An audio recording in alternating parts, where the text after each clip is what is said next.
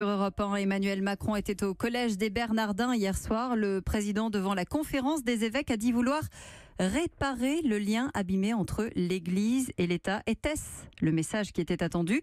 Bonjour Jean-Pierre Denis. Bonjour. Vous êtes le directeur de l'hebdomadaire Chrétien la Vie. Vous étiez justement hier soir au collège des Bernardins. Alors on va peut-être commencer par la polémique, puisque manifestement il y a polémique.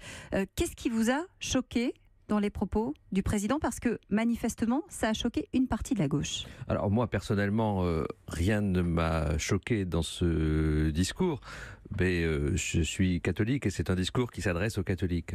En revanche, je comprends qu'une partie de la gauche soit choquée, parce que en effet, il va beaucoup plus loin que le discours habituel sur la laïcité. Alors il est clair qu'on n'est plus dans du Manuel Valls. On n'est pas dans une conception de la laïcité stricte.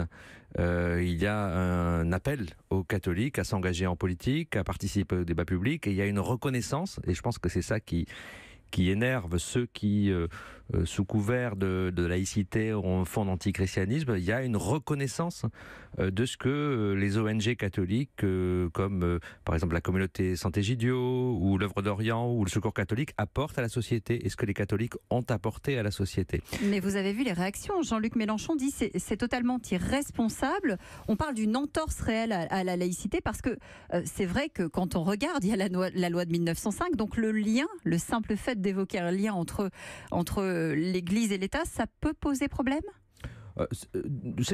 En fait, la loi de 1905 sépare l'Église et l'État. Elle dit que la République ne reconnaît aucun culte. Néanmoins, évidemment, c'est beaucoup plus compliqué que ça tout de suite, puisque vous avez par exemple des aumôniers militaires, des aumôniers dans les prisons qui sont des employés en fait de l'État. Il y a beaucoup de lieux. Et puis la réalité, c'est surtout qu'il y a les premiers articles de la loi, mais il y a une réalité qui est beaucoup plus complexe. Par exemple, l'enseignement privé sous contrat, qui est en grande partie catholique. Donc en fait, le lien est beaucoup plus complexe que Jean-Luc Mélenchon ne veut le reconnaître, et je pense qu'il le sait, parce qu'il connaît très bien l'histoire de la laïcité et du christianisme dans ce pays. Alors ce lien, il en est où justement entre l'Église et l'État? Il va si mal que ça pour que le président vienne s'exprimer face aux évêques? Oui, il a parlé de réparer, ce qui est sûrement va créer encore plus de débats. Le lien a été clairement... Qui l'a abîmé, ce lien? Il est clair que le quinquennat de François Hollande a été un quinquennat difficile pour les relations entre l'Église et l'État. Suivant le quinquennat de Sarkozy, où ça avait été une grosse déception pour beaucoup de catholiques, je dirais à partir du moment où on a eu la présidence bling-bling en fait. Donc ça a commencé assez tôt. Donc 10 ans en effet de relations pas toujours faciles. Mais je crois que le débat, il ne faut pas se tromper, le débat il est aussi dans le monde catholique. C'est-à-dire qu'il est clair que Macron a appelé, au fond pour moi, ce qu'il a dit c'est catholiques, n'ayez pas peur de votre ombre, en fait, sortez, arrêtez de raser les murs. Et c'est ça peut-être aussi qui énerve. Mais il n'a rien lâché.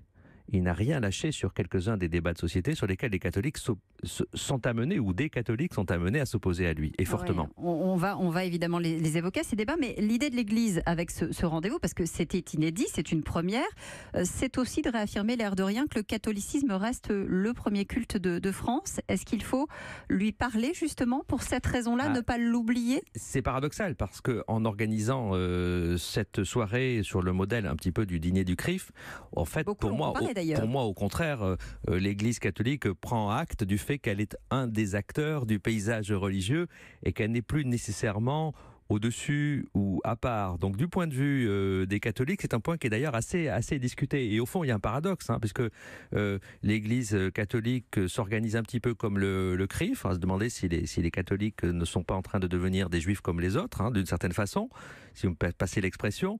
Mais le président de la République dit, au contraire, vous avez une place un petit peu à part. Et il y a eu beaucoup de débats dans le monde catholique pour savoir si cette soirée était une opportunité. Je me fais une plus haute idée des catholiques. Oui, parce que... Voilà ce qu'il a dit. Il se fait. Alors l'idée qu'Emmanuel Macron se fait des catholiques, si j'ai bien compris, c'est exprimez-vous, engagez-vous, on a besoin de vous, Engagement politique. Engagement politique. Au moment où beaucoup de ceux qui se sont engagés en politique derrière François Fillon peuvent se sentir orphelins et même dégoûtés de la politique parce qu'ils se sont sentis frustrés en fait de leur élection et d'une campagne qui était donnée gagnée. Il y a ce message-là, mais en même temps, si j'ose dire, il n'y a rien de lâché sur rien. Alors, vous parliez justement des sujets qui fâchent. Il y en a plusieurs. Il y a notamment l'accueil des migrants. D'ailleurs, Gérard Collomb était présent. Il est ministre des cultes, forcément. Il porte la politique d'Emmanuel Macron en la matière. Et cette politique, eh bien, elle ne passe pas. Et on a clairement compris que les discours ne se rejoignaient pas. Est-ce qu'il peut y avoir un terrain d'entente sur la question de l'accueil des migrants aujourd'hui ? À mon avis, non. À mon avis, non. La position des ONG catholiques est très ferme. C'est notamment celle qui est exprimée par la présidente du Secours catholique. C'est une position tout à fait, je dirais, d'opposition à la politique menée par le gouvernement et par le ministre de l'Intérieur. C'est pas le seul sujet. Beaucoup de catholiques se demandent s'ils ne seront pas, après ce discours, un petit peu les dupes d'un président qui vient à la fois les caresser dans le sens du poil, mais qui fera des réformes sociétales qu'il redoute. La PMA notamment. La PMA et surtout l'euthanasie, qui est un sujet sans doute d'une importance beaucoup plus grande. Donc il y a aussi cette perplexité, c'est le paradoxe, c'est que d'un côté les laïcs s'époumonnent, mais de l'autre les catholiques s'interrogent. Et je dirais que moi, pour avoir comparé avec les discours aux protestants, avec les discours à la communauté juive, à la commémoration du Veldiv, il y a toujours cette question d'un discours extrêmement fort adressé à un public ciblé, mais derrière, le président dit « je ferai ce que je veux ». D'un mot, maladresse hier soir sur la question des familles homosexuelles, des familles homoparentales accueillies dans l'Église. Non, il a dit une chose tout à fait exacte.